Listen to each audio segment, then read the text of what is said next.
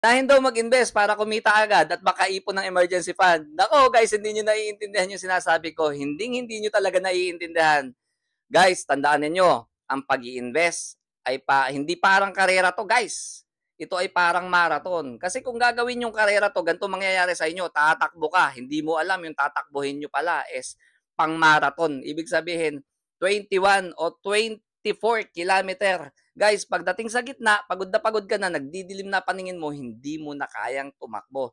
Guys, ang investing ay parang marathon na kung saan dahan-dahan, pagdating dun sa malapit ka ng makafinish, dun mo itotodo yung lakas.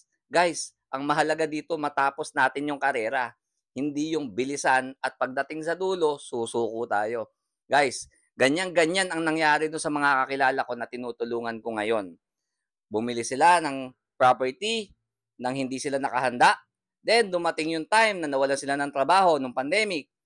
At ngayon, ibinenta nila ng mura lahat ng property nila at ngayon, nauwi sa wala. At ngayon lang sila nag-aaral kung kailan wala na. Guys, may chance pa naman. Kaya lang, pipiliin nyo ba na mangyari sa inyo yon o bago mag-invest muna kayo sa inyong sarili? Guys, tandaan nyo, invest on knowledge first.